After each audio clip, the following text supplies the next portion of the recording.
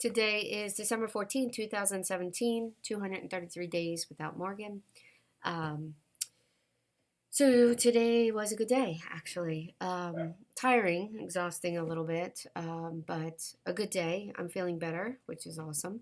Uh, this format that I'm doing this on is not only for myself, but to help others that might be struggling, whether they're addicts or not. And I welcome all comments and questions, even if they are difficult comments or questions, because again, this is a format not only to help myself get energy out that's stuck within me over his death, but also to help others. So there was two comments that I saw. One was that since I raised him, that I'm the reason that he used, and that's it wasn't exactly worded that way, but that's basically what the person was mentioning. Um, so with that said, yes, I raised him, and I know I did the best I could. I loved him. He was my world. I was his world until he turned 13. 13 is when he started using pot, and it was because of his friend that didn't tease him about his nose smoked pot. So, he's going to smoke it and then enjoyed it. When I found out he was smoking pot, I was naive. I don't know drugs personally. And so when I found the baggie in his clothes when I was doing laundry, I actually had to ask my ex husband what it was. I remember saying, it looks like oregano, but it doesn't smell like oregano. And he actually thought I was joking because he assumed that I had been around pot before. And I have, but not from a raw perspective. I've always been around people when I was younger who smoked it versus, showed me what it looked like. Um, so it was very interesting. But, his younger years, he was a happy kid. He got pretty much everything he wanted. Myself and his stepdad gave him just about everything he wanted. And I heard that if he was at his dad's house, his biological dad, and his wife at the time, his stepmom, that they gave him pretty much everything that he wanted. So the kid was spoiled. He really was.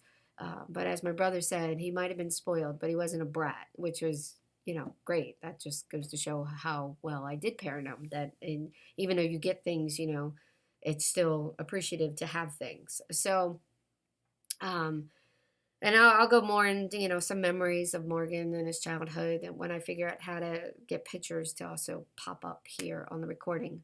But yeah, so, people, when they don't know your life or the kind of parent you are, they're going to make comments like that. And I didn't take offense to it because, people didn't know me. Only a few people know me and know me well enough to say they know me. And I loved Morgan dearly. I protected him. I made sure he was happy. And, I gave him love, unconditional love. So um, we can't control our kids all the time. And when they start growing up, at the age of 13, 14 years old, you have to start to give them wings so that way they can learn to fly and they can learn to leave home. And so I don't necessarily look at that as a bad thing, even though I know it could be perceived as a bad thing. But I know the parent that I was, and I know he was loved and he was everything to me. So, again, this is to help people. The other comment that was made, and this isn't word for word, but just a paraphrase, was how did he get the drugs if he didn't work? And although he did work from time to time, in the beginning, um, when he first started using heroin, it was because someone had given him a joint with heroin in it. So, of course, the high's different. Asked what was in it, was told it was heroin. Now we're on heroin. If he was struggling longer, then maybe I would have learned faster. But I know he didn't. Um, I know there's people out there that have struggled for years with their children doing heroin or some hardcore drug, and is still struggling to this day. Morgan only really struggled 2 years. That's it. 2 years. And even then, wouldn't even necessarily call it a struggle. I mean, he obviously isn't here to speak to himself, but if it was a struggle, he would have been using it far more than what he was. So it seemed to just be chunks of time where he ends up doing it and then he's hooked on it. But with that said, in the beginning, being naive, I didn't know that heroin, a bag of heroin, a little baggie, costs $5, $6. That's cheaper than cigarettes. And the government and health officials and everyone wonders why it's such an epidemic when it's cheaper than cigarettes. And you already have tendencies to try and get rid of stress or want to party or whatever the reason is, or anxieties or hurts or whatever, you know, and you can't even get cigarettes because they're $7, $8, $9, sometimes $10.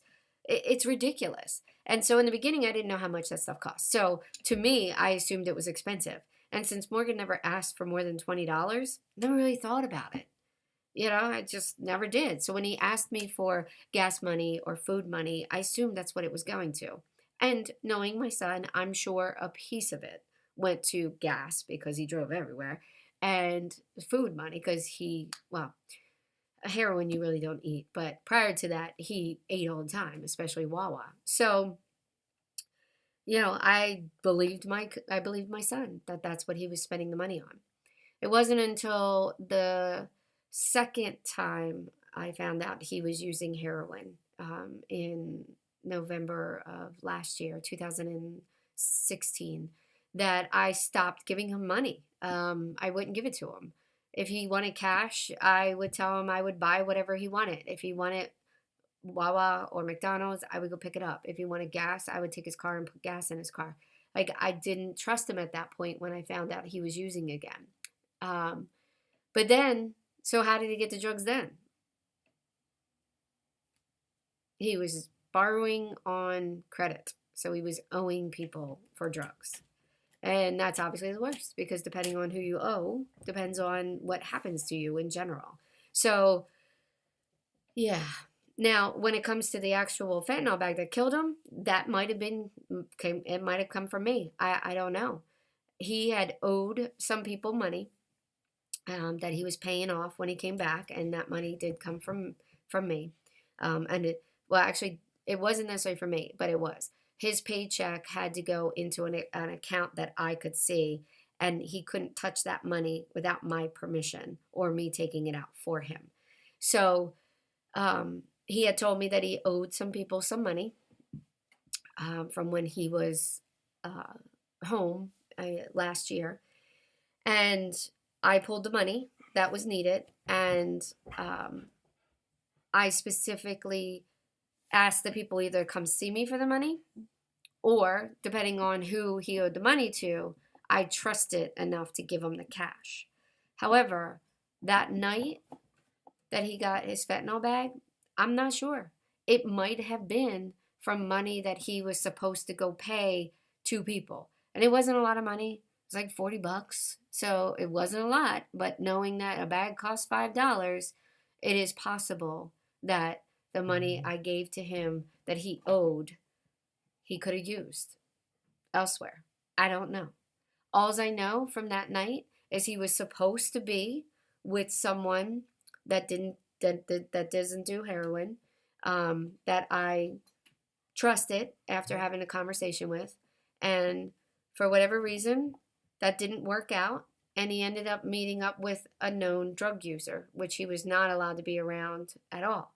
So, choices, and that's one thing that I struggle with in general, is because as much as I protected my son throughout his entire life, in the end, our young adults, teenagers, make choices that we have no control over. And he made a choice that night, and it killed him. And that's some of the woulda, shoulda, couldas that I have to live with, that I will live with probably most of my life. But yeah, we trust our kids to a certain point until they push us to the point where we don't trust them. And if they're lying to us, we don't know until we get to that point. So anyway, keep the questions, comments coming. I'll respond heartfelt and honestly. So I look forward to hearing any other comments that anybody else has or questions that anybody else has.